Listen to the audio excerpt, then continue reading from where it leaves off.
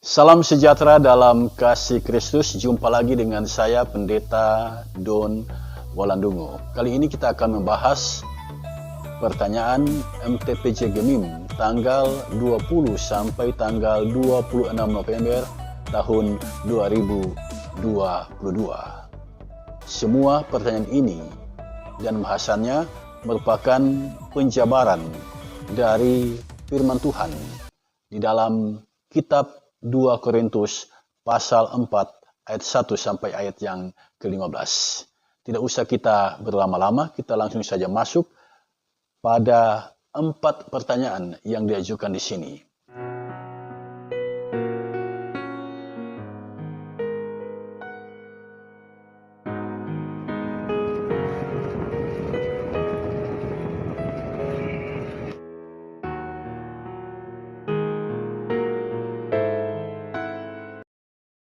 Yang pertama, apakah kita paham tentang harta rohani menurut 2 Korintus 4 ayat 1 sampai ayat yang ke-13? Saudara, dalam menjawab pertanyaan ini, kita harus paham dulu apa yang dimaksud dengan harta. Menurut kamus bahasa kita, harta itu memiliki 2 pengertian. Yang pertama, barang berupa uang dan sebagainya yang menjadi kekayaan atau barang milik seseorang. Itu yang disebut harta. Pengertian yang kedua dari harta adalah kekayaan berwujud dan tidak berwujud yang bernilai dan yang menurut hukum dimiliki perusahaan. Dalam kamus bahasa kita juga dijelaskan harta dunia adalah barang-barang dunia. Itu berarti harta rohani adalah barang-barang rohani. Nah, harta rohani itu adalah sesuatu yang sangat bernilai. Dan yang memberikan harta rohani itu adalah Tuhan Yesus Kristus. Barang duniawi itu kelihatan wujudnya. Barang rohani tentu tidak kelihatan. Tidak ada manusia yang dapat melihat roh.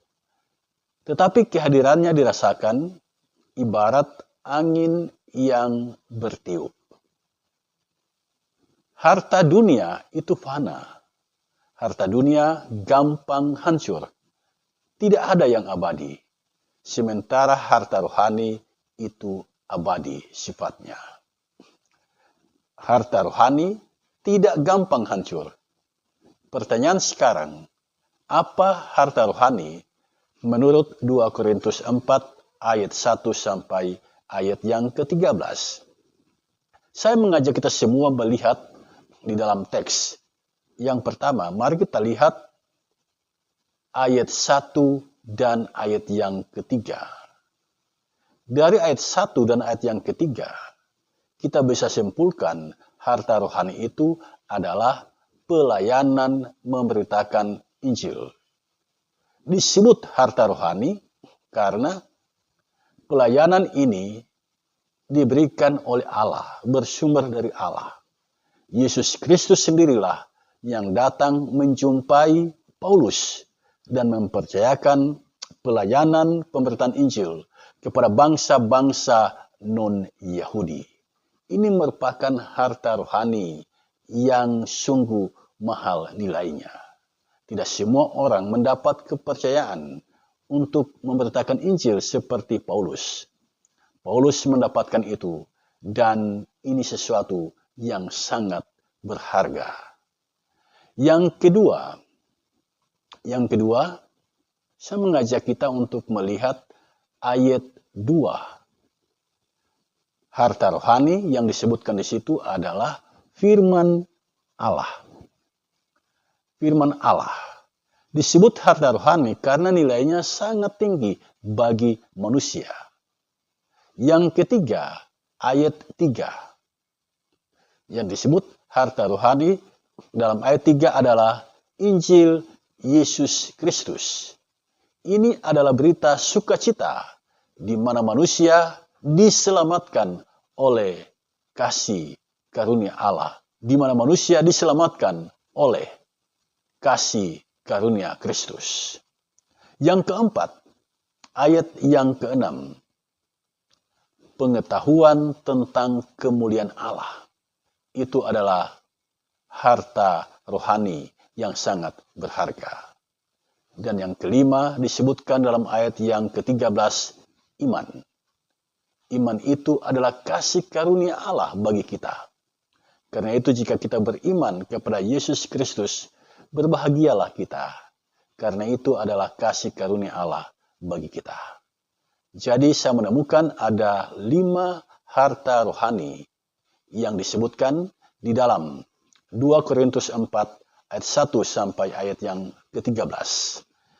Yang kedua, pertanyaan nomor 2, sebutkan manfaat harta rohani dalam kehidupan kita sebagai pengikut Yesus Kristus. Di sini kita diminta untuk menyebutkan manfaatnya. Saya akan jelaskan ini satu persatu. Yang pertama, pelayanan memberitakan Injil. Pelayanan memberitakan Injil itu membuat banyak orang mengerti Injil dan menerima Yesus Kristus sebagai Tuhan dan Juru Selamat.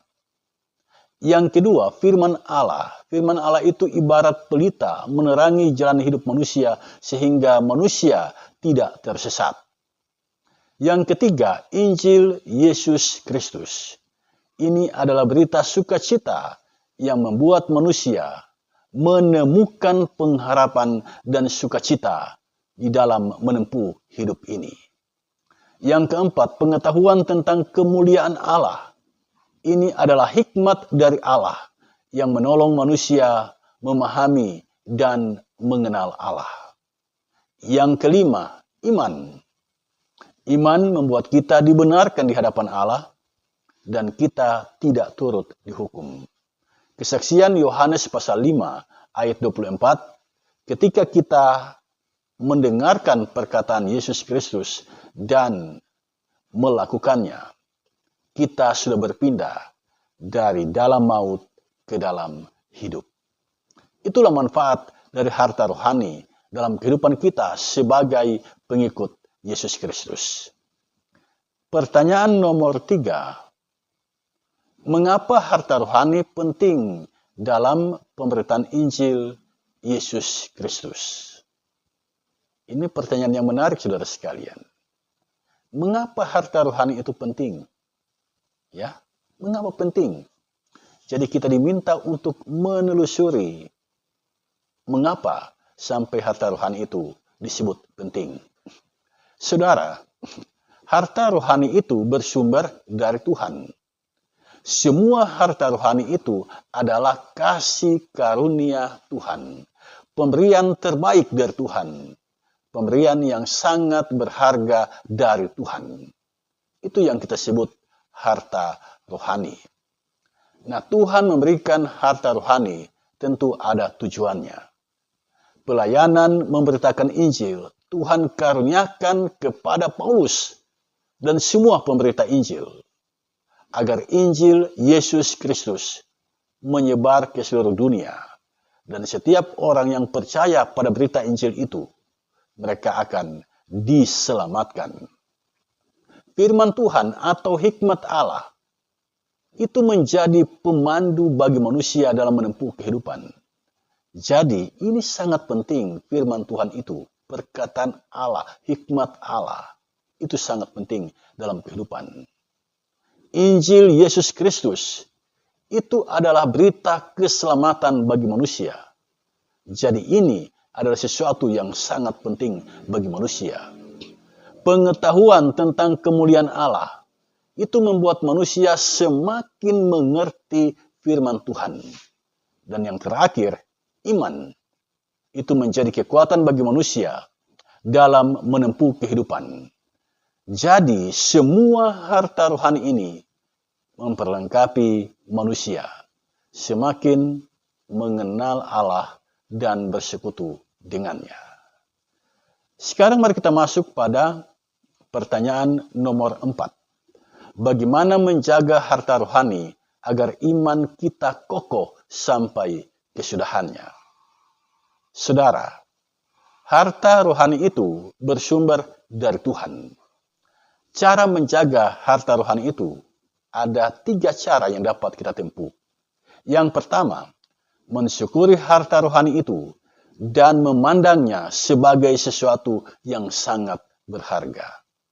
Jadi kalau harta rohani ini dipandang sebagai sesuatu yang sangat berharga, kita akan menjaganya dan kita tidak akan menyia-nyiakan harta rohani ini.